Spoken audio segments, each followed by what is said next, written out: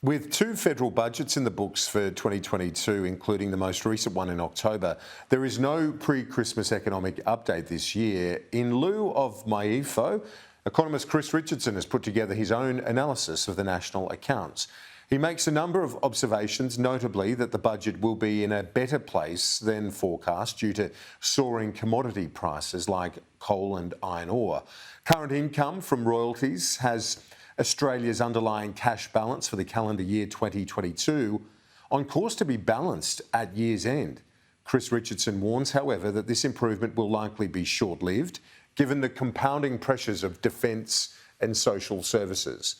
To unpack his analysis some more, let's go live now to Chris Richardson. Chris, thanks for your time as always.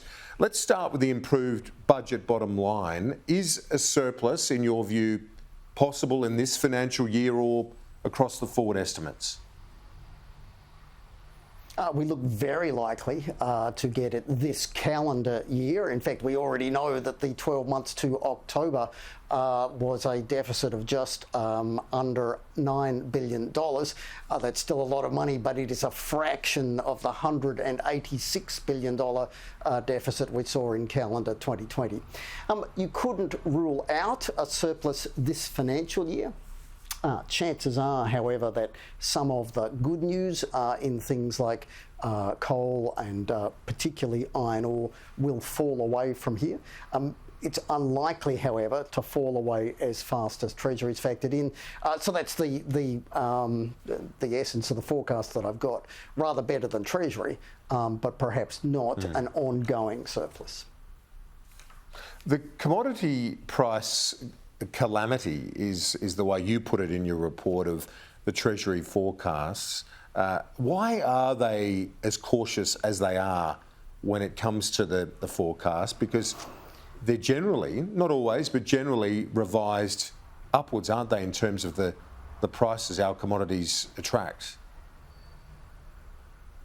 Yeah, look, after getting a bunch of criticism through 2012 and 2013, Treasury changed course and basically ever since it's been pretty conservative with its forecasting on the price that Australia gets for its exports. Now, conservative is fine, but right now their assumption that we go back to sort of long-term trend pricing within a matter of months seems silly.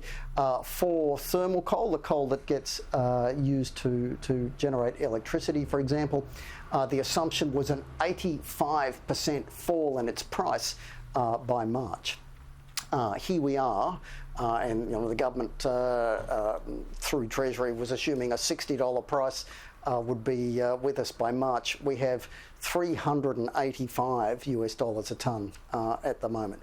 Or in other words, even though there is pressure on commodity prices, the world is still giving Australia a magnificent return, and the taxman is getting a share of that. Now, we've discussed this over the years, and there have been all sorts of calls for a changed approach to taxing resources. But there's often the argument that we don't tax resources and our exports sufficiently, yet we do see these quite dramatic improvements in the bottom line quite regularly, like we're seeing right now, Chris. Yeah, and those two things can both be true. Basically, with unemployment at a 50-year low and the world giving us prices for the stuff we sell, even relative to the price of the stuff we buy. I mean, it's record or very near record rates at the moment. That combination should see a budget strongly in surplus. In practice, we're making it within a whisker of surplus, but that's not good enough. Now, some commodities we probably do tax at a sufficiently high level. We don't tax them as well. The way we tax them isn't that great, but the amount that we tax them is okay. With others, like gas, we're just not taxing them enough. The other point that you make is, well, first of all, the one that jumped out was the fact that we have a balanced budget for this year, which is pretty amazing given what we've been through the last couple of years as a nation. But the fundamental sort of longer term point you want to make and reiterate is that the structural issues remain despite the near term boost. Yeah, that's right, Kieran, and you mentioned them in the intro. Basically, the cost of social services, the cost of defence, both sides, while in government, have underestimated the cost of those two. So the cost of running Australia has risen. And we haven't yet figured out as a nation how to pay for it. Federal election, neither side really debated that. Even with the good budget news of the moment, we do have those lingering problems. Those problems will stay around even as the good news disappears.